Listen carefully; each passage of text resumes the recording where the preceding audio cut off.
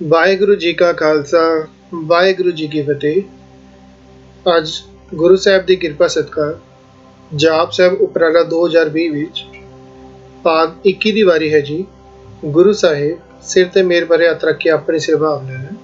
ਆਓ ਸਭ ਤੋਂ ਪਹਿਲਾਂ ਉਚਾਰਨ ਵੱਲ ਧਿਆਨ ਦਈਏ ਜੀ ਕਿ ਸਰਬੁਲ ਗਵਨ ਹੈ ਹਮੇ ਸੁਲ ਰਵਨ ਹੈ ਤਮਾਮੁਲ ਤਮੀਜ ਹੈ समस्तुल अजीज है परम परम ईस है समस्तुल अदीस है अदेसुल अलेख है हमेसुल अपेख है जमीनुल जमा है हमीकुल इमा है करीमुल कमाल है के जुर्रत जमाल है के अचलंग प्रकाश है के अमितो सुबास है के अजब स्वरूप है के अमितो विभूत है के अमितो पसा है के आत्म प्रभा है के अचलंग अनंग है के अमितो अपंग है के सरबुल गवन है। सरबुल भाव सारी जगह ते हर एक जगह ते गवन भाव पहुँचण वाला पहुँच रखण वाला जो परमात्मा है ਉਹਦੀ ਜਿਹੜੀ ਪਹੁੰਚ ਹੈ ਉਹ ਹਰ ਇੱਕ ਥਾਂ ਤੇ ਹੈ, ਹਰ ਇੱਕ ਜੀਅ ਤੱਕ ਹੈ, ਹਰ ਜਗ੍ਹਾ ਤੇ ਉਸ ਅਕਾਲ ਪੁਰਖ ਦੀ ਪਹੁੰਚ ਹੈ। ਹਮੇਸੁਲ ਰਵਨ ਹੈ। ਹਮੇਸੁਲ ਭਾਵ ਹਮੇਸ਼ਾ, ਰਵਨ ਭਾਵ ਆਨੰਦ। ਜੋ ਪਰਮਾਤਮਾ ਹੈ ਉਹ ਹਮੇਸ਼ਾ ਹੀ ਰਵਨ ਰਹਿੰਦਾ, ਭਾਵ ਆਨੰਦ ਵਿੱਚ ਰਹਿੰਦਾ ਹੈ। ਉਹਨੂੰ ਕਦੇ ਗਮ ਨਹੀਂ ਹੁੰਦਾ। ਪਰਮਾਤਮਾ ਕਦੀ ਦੁਖੀ ਨਹੀਂ ਹੁੰਦਾ, ਹਮੇਸ਼ਾ ਉਹ ਆਨੰਦ ਵਿੱਚ ਹੀ ਰਹਿੰਦਾ ਹੈ। ਤਮਾਮੁਲ ਤਮੀਜ ਹੈ। ਤਮਾਮ, ਤਮਾਮ ਭਾਵ ਤਮਾਮ, ਜਿਵੇਂ ਕਹਿੰਦੇ ਨਾ ਕਿ ਸਭ ਨੂੰ, ਹਰ ਇੱਕ ਨੂੰ। ਤਮਾਮੁਲ ਤਮੀਜ ਹੈ ਭਾਵ ਤਮੀਜ ਜਿਹੜਾ ਹੈ ਪਛਾਣ, ਸੰਭਾਲ, ਜਿਹੜੇ ਅਰਥ ਜਿਹੜੇ ਜ਼ਿਆਦਾਤਰ ਮਿਲੇ ਆ ਕਿ ਜੋ ਪਰਮਾਤਮਾ ਹੈ ਉਹ ਹਰ ਇੱਕ ਦੀ ਕਹਿ ਸਕਦੇ ਹਾਂ ਪਛਾਣ ਕਰਨ ਵਾਲਾ ਹੈ, ਸੰਭਾਲ ਕਰਨ ਵਾਲਾ ਹੈ।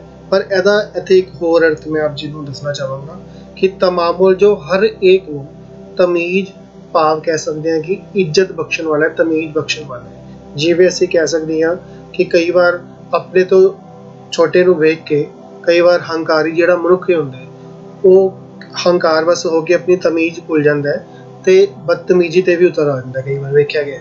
ਜਾਂ ਫਿਰ ਕੋਈ ਬਹੁਤ ਹੀ ਜ਼ਿਆਦਾ ਧਨ ਦੌਲਤ ਵਾਲਾ ਹੋਏ ਅਤੇ ਉਹ ਗਰੀਬ ਦੇ ਸਾਹਮਣੇ ਕਹਿ ਸਕਦੇ ਹਾਂ ਕਿ ਆਪਣੀ ਬਦਤਮੀਜ਼ੀ ਪੇਸ਼ ਕਰਦਾ ਹੈ। ਪਰ ਜੋ ਪਰਮਾਤਮਾ ਹੈ ਉਹ ਹਰ ਇੱਕ ਨਾਲ, ਭਾਵੇਂ ਕੋਈ ਅਮੀਰ ਹੈ ਭਾਵੇਂ ਉਹ ਗਰੀਬ ਹੈ, ਤਮਾਮੁਲ ਤਮੀਜ਼ ਹੈ।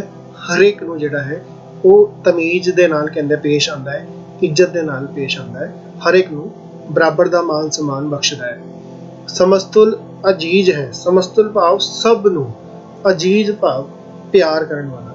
ਸਮਸਤੁਲ ਸਭ ਨੂੰ, ਅਜੀਜ਼ ਪਿਆਰ, ਤੇ ਜੋ ਸਭ ਨੂੰ ਪਿਆਰ ਕਰਨ ਵਾਲਾ ਜੋ ਪਰਮਾਤਮਾ ਹੈ ਉਹ ਹਰ ਇੱਕ ਨੂੰ ਬਿਨਾਂ ਕਿਸੇ ਵਿਤਕਰੇ ਦੇ ਹਰ ਇੱਕ ਨੂੰ ਪਿਆਰ ਕਰਦਾ, ਬਰਾਬਰ ਦਾ ਪਿਆਰ ਕਰਦਾ ਹੈ। ਪਰਮ ਪਰਮ ਈਸ ਹੈ। ਪਰਮ ਪਰਮ ਈਸ ਹੈ। ਜੋ ਪਹਿਲਾ ਪਰਮ ਆਇਆ ਉਹਦੇ 'ਚ ਕੀ ਹੈ, ਰਾਰੇ ਦੇ ਉੱਪਰ ਜਿਹੜੀ ਹੈ ਟਿੱਪੀ ਹੈ ਤੇ ਉਚਾਰਨ ਹੋਏਗਾ ਸਿਰਫ ਜਿਹੜਾ ਹੈ ਉਹ ਅੱਧਾ ਨੰਨਾ, ਜਿਹੜਾ ਜਿਵੇਂ ਪਰੰਗ ਪਰੰਗ, ਇਹਦੇ ਵਿੱਚ ਗ ਦਾ ਉਚਾਰਨ ਨਹੀਂ ਕਰਨਾ, ਉਹ ਗਲਤ ਹੋ ਜਾਏਗਾ। ਪਰੰਗ ਪਰਮ ਈਸ ਹੈ। ਪਰਮ ਪਰਮ ਈਸ ਹੈ। ਦੂਜੀ ਵਾਰ ਆਇਆ ਪਰਮ, ਅਤੇ ਧਿਆਨ ਰੱਖਣਾ ਪਰਮ ਪਰਮ ਈਸ ਹੈ। ਜੋ ਪਰਮਾਤਮਾ ਹੈ, ਅਰਥ ਦੋਨਾਂ ਦੇ ਜਿਹੜੇ ਅਰਥ ਆਏ ਆ ਪਰਮ ਦੇ ਤੇ ਪਰਮ ਦੇ, ਅਰਥ ਹੋਈ ਆ ਵੱਡਾ, ਸਭ ਤੋਂ ਵੱਡਾ। ਜੋ ਕਹਿੰਦੇ ਨਾ ਪਰਮ ਸਭ ਤੋਂ ਵੱਡਾ, ਤੇ ਜਦ ਦੋ ਵਾਰ ਪਰਮ ਆ ਗਿਆ ਯਾਨੀ ਕਿ ਵੱਡੇ ਤੋਂ ਵੱਡਾ। ਪਰਮ ਪਰਮ ਈਸ ਹੈ ਯਾਨੀ ਕਿ ਜੋ ਵੱਡੇ ਤੋਂ ਵੱਡਾ ਮਾਲਕ ਹੈ, ਸਭ ਤੋਂ ਵੱਡਾ ਮਾਲਕ ਹੈ, ਇਹਨੂੰ ਕਹਿ ਸਕਦੇ ਹਾਂ ਸਭ ਤੋਂ ਵੱਡਾ। ਤੇ ਸਮਸਤੁਲ ਅਦੀਸ ਹੈ। ਸਮਸਤੁਲ ਹਰ ਇੱਕ ਦਾ, ਸਭ ਦਾ। ਸਮਸਤੁਲ ਭਾਵ ਸਭ ਦਾ। ਅਦੀਸ, ਅਦੀਸ ਜਿਹੜਾ ਸ਼ਬਦ ਪਹਿਲੇ ਵੀ ਆਇਆ ਸੀਗਾ ਜਿਹਦਾ ਅਸੀਂ ਅਰਥ ਕੀਤਾ ਸੀ ਅੱਧ ਜਮਾ ਈਸ। ਅੱਧ ਹੋ ਗਿਆ ਭੋਜਨ, ਈਸ ਹੋ ਗਿਆ ਮਾਲਕ। ਜੋ ਭੋਜਨ ਦਾ ਵੀ ਮਾਲਕ ਹੀ ਹੈ, ਜੋ ਸਭ ਨੂੰ ਰਿਜ਼ਕ ਦੇਣ ਵਾਲਾ ਉਹ ਪਰਮਾਤਮਾ ਹੈ। ਇਸ ਲਈ ਉਹ ਸਮਸਤੁਲ ਸਭ ਦਾ, ਸਭ ਦੇ ਭੋਜਨ ਦਾ ਵੀ ਮਾਲਕ ਉਹ ਆਪ ਹੈ। ਅਦੇਸੁਲ ਅਲੇਖ ਹੈ। ਅਦੇਸੁਲ ਦਾ ਅਰਥ ਹੈ ਜਿਹਦਾ ਕੋਈ ਇੱਕ ਖਾਸ ਦੇਸ਼ ਨਹੀਂ ਹੈ। ਆਦੇਸ਼ ਜਿਵੇਂ ਲਿੱਤਾ ਸੀਗਾ ਨਾ, ਆਦੇਸ਼ ਹੈ, ਉਸੇ ਤਰੀਕੇ ਨਾਲ ਸ਼ਬਦ ਬਣਿਆ ਆਦੇਸੁਲ। ਤੇ ਜੋ ਪਰਮਾਤਮਾ ਹੈ ਉਹਦਾ ਕੋਈ ਖਾਸ ਇੱਕ ਦੇਸ਼ ਨਹੀਂ ਹੈ, ਕਿਸੇ ਖਾਸ ਦੇਸ਼ ਵਿੱਚ ਉਹਦੀ ਕਹਿ ਸਕਦੇ ਨਹੀਂ ਹੈ। ਪਰਮਾਤਮਾ ਹਰ ਜਗ੍ਹਾ ਹਰ ਇੱਕ ਦੇਸ਼ ਵਿੱਚ ਮੌਜੂਦ ਹੈ ਤੇ ਅਲੇਖ ਹੈ, ਕਹਿ ਸਕਦੇ ਹੋ ਲੇਖੇ ਤੋਂ ਪਰੇ। ਜੋ ਪਰਮਾਤਮਾ ਹੈ ਅਲੇਖ, ਜਿਹਨੂੰ ਕਹਿ ਸਕਦੇ ਹਾਂ ਕੋਈ ਲਿਖ ਵੀ ਨਹੀਂ ਸਕਦਾ, ਤੇ ਦੂਜਾ ਉਹ ਲੇਖੇ ਜੋਖੇ ਤੋਂ ਪਰੇ ਹੈ, ਉਹਦਾ ਕੋਈ ਲੇਖਾ ਨਹੀਂ ਲਏਗਾ ਕੱਲ ਨੂੰ। ਹਮੇਸ਼ੁਲ ਅਪੇਖ ਹੈ, ਹਮੇਸ਼ੁਲ ਹੋ ਗਿਆ, ਹਮੇਸ਼ੁਲ ਦਾ ਭਾਵ ਹੋ ਗਿਆ ਹਮੇਸ਼ਾ ਲਈ। ਹਮੇਸ਼ੁਲ ਜੋ ਹਮੇਸ਼ਾ ਹੀ, ਅਪੇਖ ਹੈ ਕਿਸੇ ਪਹਿਰਾਵੇ ਵਿੱਚ ਨਹੀਂ, ਕਿਸੇ ਖਾਸ ਪਹਿਰਾਵੇ ਵਿੱਚ ਨਹੀਂ ਹੁੰਦਾ, ਹਮੇਸ਼ਾ ਹੀ ਉਹ ਅਪੇਖ ਹੈ। ਹਮੇਸ਼ੁਲ ਦਾ ਭਾਵ ਹਮੇਸ਼ਾ, ਅਪੇਖ ਭਾਵ ਜਿਹਦਾ ਕੋਈ ਖਾਸ ਪਹਿਰਾਵਾ ਨਾ ਹੋਏ, ਇਸ ਲਈ ਉਹ ਅਪੇਖ ਹੈ, ਕਿਸੇ ਵੀ ਖਾਸ ਪਹਿਰਾਵੇ ਤੋਂ ਰਹਿਤ ਹੈ। ਜ਼ਮੀनुल ਜ਼ਮਾ ਹੈ, ਜ਼ਮੀनुल ਭਾਵ ਜ਼ਮੀਨ, ਜ਼ਮਾ ਆਸਮਾਨ, ਤੇ ਜ਼ਮੀनुल ਜ਼ਮਾ ਹੈ ਮੀਨਸ ਪਰਮਾਤਮਾ ਜਿਹੜਾ ਹੈ ਉਹ ਧਰਤੀ ਤੇ ਵੀ ਹੈ ਤੇ ਉਹ ਆਕਾਸ਼ ਤੇ ਵੀ ਹੈ। ਅਮੀਕੁਲ ਇਮਾ ਹੈ, ਅਮੀਕੁਲ ਅਮੀਕ ਜਿਹੜਾ ਇਹਦਾ ਸ਼ਬਦ ਲੈਣਾ ਹੈ, ਅਮੀਕ ਇਸ ਤੋਂ ਅਮੀਕੁਲ ਤੋਂ ਬਣਦਾ ਹੈ ਅਮੀਕ, ਤੇ ਅਮੀਕ ਦਾ ਸੀ ਕੀਤਾ ਸੀ ਅਰਥ ਡੂੰਘਾਈ ਵਾਲਾ, ਬਹੁਤ ਹੀ ਗਹਿਰ ਗੰਭੀਰ ਵਾਲਾ, ਉਹਦੀ ਜਿਹੜੀ ਅਵਸਥਾ ਬਹੁਤ ਹੀ ਗਹਿਰ ਗੰਭੀਰ ਵਾਲੀ ਹੈ। ਤੇ ਇਮਾ ਭਾਵ ਹੋ ਗਿਆ ਈਮਾਨ ਵਾਲਾ ਹੈ, ਕਹਿ ਸਕਦੇ ਹਾਂ ਕਿ ਅਜਿਹੀ ਸ਼ਖਸੀਅਤ ਜਿਸ ਤੇ ਹਰ ਕੋਈ ਵਿਸ਼ਵਾਸ ਕਰ ਸਕਦਾ ਹੈ, ਈਮਾਨ ਵਾਲਾ ਹੈ, ਉਹ ਬੇਈਮਾਨ ਨਹੀਂ ਹੈ, ਈਮਾਨ ਵਾਲਾ ਹੈ। ਪਰਮਾਤਮਾ ਜਿਹੜਾ ਹੈ ਉਹ ਬਹੁਤ ਡੂੰਘਾਈ ਵਾਲਾ ਹੈ ਤੇ ਨਾਲ ਦੇ ਨਾਲ ਹੀ ਉਹ ਈਮਾਨ ਵਾਲਾ, ਈਮਾਨ ਰੱਖਣ ਵਾਲਾ ਹੈ। ਕਹਿਣ ਦਾ ਭਾਵ ਇਹ ਆ ਕਿ ਅਗਰ ਉਸ ਤੇ ਕੋਈ ਵਿਸ਼ਵਾਸ ਕਰ ਸਕਦਾ ਕੋਈ ਵੀ, ਤੇ ਉਹ ਕਿਸੇ ਦਾ ਵਿਸ਼ਵਾਸ ਤੋੜਦਾ ਨਹੀਂ, ਕਿਉਂਕਿ ਉਹ ਬੇਈਮਾਨ ਨਹੀਂ ਹੈ। ਕਰੀਮੁਲ ਕਮਾਲ ਹੈ, ਕਰੀਮ ਬਖਸ਼ਿਸ਼ ਕਰਨ ਵਾਲਾ, ਕਮਾਲ ਹੈ ਬਹੁਤ ਹੀ ਵਧੀਆ। ਕਮਾਲ ਜਿਵੇਂ ਅਸੀਂ ਸ਼ਬਦ ਪਹਿਲੇ ਵੀ ਆ ਚੁੱਕਾ ਹੈ, ਇਸ ਤੋਂ ਪਿਛਲੇ ਭਾਗ ਵਿੱਚ ਵੀ ਆਇਆ ਸੀਗਾ, ਕਈ ਵਾਰ ਅਸੀਂ ਯੂਜ਼ ਕਰਦੇ ਹਾਂ ਸ਼ਾਨਦਾਰ ਸ਼ਬਦ ਯੂਜ਼ ਕਰਦੇ ਹਾਂ, ਬਈ ਬਹੁਤ ਸ਼ਾਨਦਾਰ ਹੈ। ਉਸ ਤੇ ਦੇਖਿਆ ਨਾ ਉਸ ਤੱਕ ਜੋ ਕਈ ਵਾਰ ਯੂਜ਼ ਕਰਦੇ ਹਾਂ ਬਹੁਤ ਕਮਾਲ ਹੈ ਨਾ, ਬੇਮਿਸਾਲ ਹੈ, ਤੇ ਉਹ ਵਰਡ ਹੈ ਕਮਾਲ ਹੈ, ਕਿ ਜੋ ਪਰਮਾਤਮਾ ਹੈ ਉਹ ਬਖਸ਼ਿਸ਼ ਕਰਨ ਵਾਲਾ ਹੋਰ ਬਹੁਤ ਹੀ ਕਮਾਲ ਹੈ। ਕਿ जुर्रत जमाल है, जो परमात्मा है जुर्रत, जो परमात्मा की जुर्रत है भाव हिम्मत है जिहड़ी है, वो जमाल है भाव कह सकते हो सीमित नहीं है, वो बहुत ही कह सकते हो प्रगट रूप विच है। ਉਹਦੀ ਜਿਹੜੀ ਹਿੰਮਤ ਹੈ ਭਾਵ ਇੱਕ ਜਿਹੜਾ ਦੁਨਿਆਵੀ ਜੀਵ ਹੁੰਦਾ ਹੈ ਉਹਦਾ ਕਹਿ ਸਕਦੇ ਹਾਂ, ਕਿਉਂਕਿ ਦਾਇਰਾ ਸੀਮਿਤ ਹੁੰਦਾ, ਇਸ ਲਈ ਉਹ ਹਰ ਇੱਕ ਕੰਮ ਨੂੰ ਉਹਦੇ ਵੱਸ ਦਾ ਨਹੀਂ ਹੁੰਦਾ ਤੇ ਉਹਦੀ ਹਰ ਇੱਕ ਕੰਮ ਕਰਨ ਦੀ ਉਹਦੀ ਹਿੰਮਤ ਨਹੀਂ ਪੈਂਦੀ। ਲੇਕਿਨ ਜੋ ਪਰਮਾਤਮਾ ਹੈ ਕਿ जुर्रत जमाल है, ਉਹਦੀ ਜਿਹੜੀ ਹਿੰਮਤ ਆ ਉਹਦਾ ਕੋਈ ਦਾਇਰਾ ਨਹੀਂ, ਜਮਾਲ ਹੈ, ਉਹ ਬਹੁਤ ਹੀ ਵੱਡੀ ਹੈ। ਉਹ ਜਿਹੜਾ ਪਰਮਾਤਮਾ ਹੈ ਉਹ ਇੰਨੀ ਜੁਰਤ ਰੱਖਦਾ ਹੈ ਕਿ ਉਹ ਕੁਝ ਵੀ ਕਰ ਸਕਦਾ ਹੈ, ਕਿਉਂਕਿ ਸਭ ਕੁਝ ਉਹਦੇ ਵੱਸ ਵਿੱਚ ਹੀ ਹੈ। ਕਿ ਅਚਲੰਗ ਪ੍ਰਕਾਸ਼ ਹੈ, ਅਚਲੰਗ ਜਿਹਨੂੰ ਹਿਲਾਇਆ ਨਹੀਂ ਜਾ ਸਕਦਾ, ਚਲਾਏਮਾਨ ਨਹੀਂ ਹੈ। ਅਸੀਂ ਤੁਸੀਂ ਸਾਰੇ ਕਿਤੇ ਨਾ ਕਿਤੇ ਚਲਾਏਮਾਨ ਹਾਂ, ਅੱਜ ਹਾਂ ਕੱਲ ਦਾ ਕੋਈ ਭਰੋਸਾ ਨਹੀਂ ਹੈ ਨਾ, ਆਮ ਆਦਮੀ ਹਾਂ ਇੱਕਦਮ ਹੀ। ਲੇਕਿਨ ਜੋ ਪਰਮਾਤਮਾ ਹੈ ਉਹ ਅਚਲੰਗ ਹੈ, ਸ਼ੁਰੂਆਤ ਤੋਂ ਲੈ ਕੇ ਅੰਤ ਤੱਕ ਹਮੇਸ਼ਾ ਉਹਦੀ ਹੋਂਦ ਜਿਹੜੀ ਹੈ ਸੀਗੀ, ਹੈਗੀ ਹੈ ਔਰ ਅੱਗੇ ਵੀ ਰਹੇਗੀ। ਪ੍ਰਕਾਸ਼ ਹੈ ਭਾਵ ਉਹਦਾ ਜਿਹੜਾ ਪ੍ਰਕਾਸ਼ ਹੈ ਭਾਵ ਜਿਹੜਾ ਗਿਆਨ ਹੈ ਉਹ ਹਮੇਸ਼ਾ ਲਈ ਅਚਲੰਗ ਹੈ ਭਾਵ ਉਹ ਚਲਾਏਮਾਨ ਨਹੀਂ ਹੈ। ਉਹਦਾ ਜਿਹੜਾ ਗਿਆਨ ਹੈ ਉਹ ਹਮੇਸ਼ਾ ਲਈ ਰਹਿੰਦਾ ਹੈ, ਹਰ ਇੱਕ ਯੁੱਗ ਵਿੱਚ ਉਹਦਾ ਗਿਆਨ ਸੀਗਾ, ਹੈ ਤੇ ਅੱਗੇ ਵੀ ਰਹੇਗਾ। ਕਿ ਅਮਿਤੋ ਸੁਬਾਸ ਹੈ, ਅਮਿਤੋ ਅਮਿਤ ਜਿਹਨੂੰ ਕਹਿ ਸਕਦੇ ਹਾਂ ਕਿ ਨਾਪਿਆ ਨਹੀਂ ਜਾ ਸਕਦਾ, ਅਮਿਤ ਅਜਿਹੀ ਸ਼ਖਸੀਅਤ, ਉਹਨੂੰ ਕੋਈ ਕਹਿ ਸਕਦੇ ਹਾਂ ਕਿ ਸੈਂਟੀਮੀਟਰ ਵਿੱਚ ਨਹੀਂ ਨਾਪ ਸਕਦਾ, ਕਿਲੋਮੀਟਰ ਵਿੱਚ ਨਹੀਂ ਨਾਪ ਸਕਦਾ, ਕੋਈ ਇੰਚੀ ਟੇਪ ਨਹੀਂ ਬਣਿਆ ਜਾਂ ਕੋਈ ਐਸੀ ਮਸ਼ੀਨ ਨਹੀਂ ਬਣੀ ਜੋ ਪਰਮਾਤਮਾ ਨੂੰ ਨਾਪ ਸਕੇ।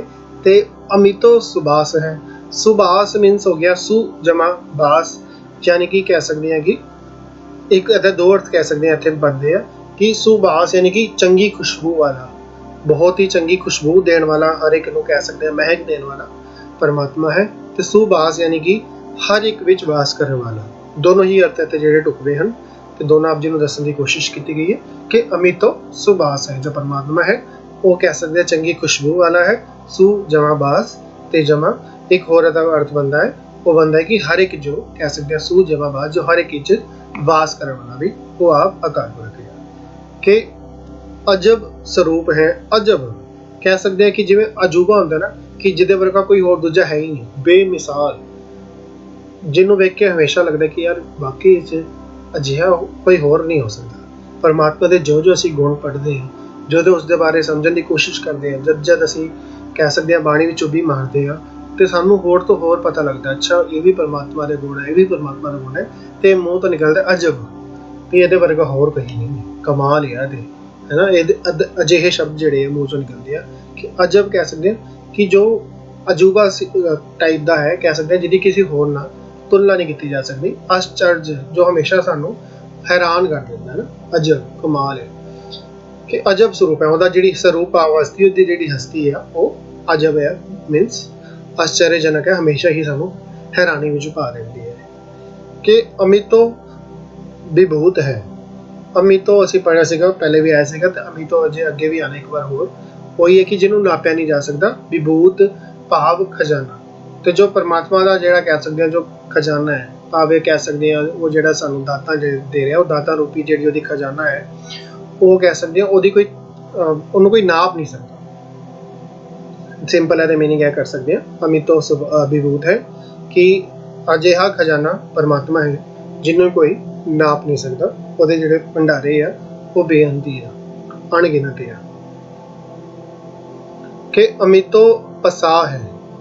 ਪਸਾਹ ਹੋ ਗਿਆ ਪਸਾਰਾ, ਤੇ ਉਹਦਾ ਕਿੰਨਾ ਕੁ ਪਸਾਰਾ ਹੈ, ਕਿੱਥੇ ਕਿੱਥੇ ਉਹ ਫੈਲਿਆ ਹੋਇਆ ਪਰਮਾਤਮਾ, ਕਿੱਥੇ ਕਿੱਥੇ ਮਿਲਦਾ ਹੈ, ਕਿਉਂਕਿ ਉਹ ਹਰ ਜਗ੍ਹਾ ਹੀ ਮਿਲਦਾ ਹੈ, ਤੇ ਕਿੰਨਾ ਕੁ ਕੋਈ ਨਾਪ ਲਏਗਾ। ਤੇ ਇਸ ਲਈ ਉਹਦਾ ਜਿਹੜਾ ਪਸਾਰਾ ਹੈ ਉਹ ਵੀ ਅਮਿਤੋ ਹੈ, ਕਿ ਜਿਸ ਦਾ ਕਹਿ ਸਕਦੇ ਹਾਂ ਕਿ ਜੋ ਪਸਾਰਾ ਹੈ ਉਹ ਵੀ ਅਮਿਤੋ ਹੈ, ਭਾਵ ਨਾਪਣ ਤੋਂ ਪਰੇ ਹਨ, ਕੋਈ ਨਾਪ ਨਹੀਂ ਸਕਦਾ। ਕਿ ਆਤਮ ਪ੍ਰਵਾਹ ਹੈ। ਇਹਦੇ ਵੀ ਬੜੇ ਪਿਆਰੇ ਅਰਥ ਹੈ ਕਿ ਆਤਮ ਪ੍ਰਵਾਹ ਹੈ। ਆਤਮ ਹੋ ਗਿਆ ਆਤਮਾ ਰੂਪੀ ਅੰਦਰੂਨੀ, ਕਹਿ ਸਕਦੇ ਹਾਂ। ਕਈ ਵਾਰ ਅਸੀਂ ਵੇਖਿਆ ਗਿਆ ਹੈ ਪ੍ਰਭਾ ਜਿਹੜੀ ਹੈ ਉਹਦਾ ਅਰਥ ਹੋ ਗਿਆ ਸੋਭਾ, ਆਭਾ, ਹੈ ਨਾ, ਕਹਿ ਸਕਦੇ ਹਾਂ ਮਾਨ, ਵਡਿਆਈ। ਤੇ ਜ਼ਿਆਦਾਤਰ ਜਿਹੜਾ ਕਹਿ ਸਕਦੇ ਹਾਂ ਦੁਨਾਵੀ ਜੀਵ ਆ ਉਹ ਬਾਹਰੀ ਵਡਿਆਈ ਵਾਸਤੇ ਬੜਾ ਕੁਛ ਕਰਦਾ ਹੈ, ਤੇ ਉਹਦੇ ਨਾਲ ਉਹਦੀ ਬੜੀ ਕਹਿ ਸਕਦੇ ਹਾਂ ਕਿ ਉਹਨੂੰ ਚੰਗਾ ਲੱਗਦਾ ਹੈ, ਉਹਨੂੰ ਚੰਗਾ ਮਹਿਸੂਸ ਹੁੰਦਾ ਹੈ। ਬਾਹਰੀ ਵਡਿਆਈ ਜਦੋਂ ਉਹਨੂੰ ਮਿਲਦੀ ਹੈ, ਵਾਹਵਾਹੀ ਮਿਲਦੀ ਹੈ, ਤੇ ਕਿਸੇ ਨਾ ਕਿਤੇ ਕਹਿ ਸਕਦੇ ਹਾਂ ਕਿ ਅੰਦਰ ਉਹੀ ਮੰਗ ਉਹਦੀ ਹੁੰਦੀ ਹੈ ਕਿ ਮੈਨੂੰ ਸਾਰੇ ਲੋਕੀ ਜਾਣਨ, ਸਾਰੇ ਮੇਰੇ ਇੱਜ਼ਤ ਮਾਨ ਕਰਨ। ਲੇਕਿਨ ਜੋ ਪਰਮਾਤਮਾ ਹੈ ਉਹ ਆਤਮ ਪ੍ਰਵਾਹ ਹੈ, ਕਹਿ ਸਕਦੇ ਹਾਂ ਕਿ ਉਹ ਅੰਦਰੂਨੀ ਤੌਰ ਤੇ ਵਡਿਆਈ ਵਾਲਾ ਹੈ, ਆਤਮ ਪ੍ਰਵਾਹ ਹੈ, ਤੇ ਉਹ ਬਖਸ਼ਦਾ ਵੀ ਹੈ ਸਭ ਨੂੰ। ਕਿ ਜੋ ਉਹਦੇ ਨਾਲ ਜੁੜਦਾ ਹੈ ਉਹਨੂੰ ਕਹਿ ਸਕਦੇ ਹਾਂ ਜੋ ਅੰਦਰੂਨੀ ਜਿਹੜੀ ਕਹਿੰਦੇ ਨਾ ਆਪਣੇ ਆਪ ਵਿੱਚ ਇੱਕ ਸੈਲਫ ਸੈਟਿਸਫੈਕਸ਼ਨ ਬਖਸ਼ਦਾ ਹੈ, ਜੋ ਪਰਮਾਤਮਾ ਦੇ ਗੁਣ ਗਾਉਂਦਾ ਹੈ।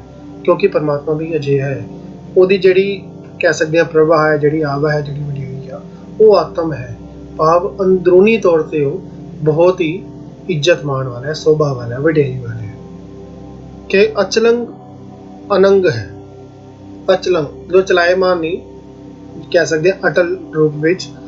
ਅਨੰਗ ਹੈ ਅਨ ਜਮਾ ਅੰਗ, ਜੋ ਪਰਮਾਤਮਾ ਦੇ ਜਿਹੜੇ ਕਹਿ ਸਕਦੇ ਹਾਂ ਕੋਈ ਖਾਸ ਅੰਗ ਨਹੀਂ ਹੈ, ਅੰਗ ਤੋਂ ਰਹਿਤ ਹੈ। ਇਹ ਜਿਹੜਾ ਸ਼ਬਦ ਪਹਿਲੇ ਵੀ ਆ ਚੁੱਕਾ ਹੈ, ਅਨ ਜਮਾ ਅੰਗ, ਜਿਹਦਾ ਕੋਈ ਕਹਿ ਸਕਦੇ ਹਾਂ ਕਿ ਸਰੀਰ ਨਹੀਂ। ਤਾਂ ਪਰਮਾਤਮਾ ਚਲਾਇਮਾਨ ਨਹੀਂ ਹੈ, ਨਾ ਹੀ ਉਹਦਾ ਕੋਈ ਸਰੀਰ ਹੈ। ਕਿ ਅਮਿਤੋ ਅਪੰਗ ਹੈ। ਕਿ ਅਮਿਤੋ ਹੋ ਗਿਆ, ਕੋਈ ਦੁਬਾਰਾ ਆ ਗਿਆ ਸ਼ਬਦ, ਜਿਵੇਂ ਪਹਿਲੇ ਗਿਆ ਸੀਗਾ ਕਿ ਅੱਗੇ ਵੀ ਆਏਗਾ, ਜਿਹਨੂੰ ਕੋਈ ਨਾਪ ਨਹੀਂ ਸਕਦਾ, ਤੇ ਪਰਮਾਤਮਾ ਨੂੰ ਨਾਪਿਆ ਨਹੀਂ ਜਾ ਸਕਦਾ, ਇਸ ਲਈ ਉਹ ਨਾਪਣ ਤੋਂ ਰਹਿਤ ਹੈ। ਕਿ ਅਮਿਤੋ ਅਪੰਗ ਹੈ। ਅਪੰਗ ਦਾ ਅਰਥ ਹੋ ਗਿਆ ਜਿਹਨੂੰ ਕੋਈ ਭੰਗ ਨਹੀਂ ਸਕਦਾ, ਭਾਵ ਨਾਸ ਨਹੀਂ ਕਰ ਸਕਦਾ। ਪਰਮਾਤਮਾ ਜਿਹੜਾ ਉਹ ਨਾਸ ਤੋਂ ਵੀ ਰਹਿਤ ਹੈ। ਸੋ ਇਸ ਭਾਗ ਵਿੱਚ ਆਪਾਂ ਇਹੀ ਸਮਝਦੇ ਸਨ, ਤੇ ਜਲਦ ਹੀ ਜਿਹੜਾ ਗੁਰੂ ਸਾਹਿਬ ਕਿਰਪਾ ਕਰਨਗੇ ਅਗਲੇ ਭਾਗ ਦੇ ਨਾਲ ਆਪ ਜੀ ਦੇ ਸਨਮੁਖ ਪੇਸ਼ ਹੋਵਾਂਗੇ ਜੀ।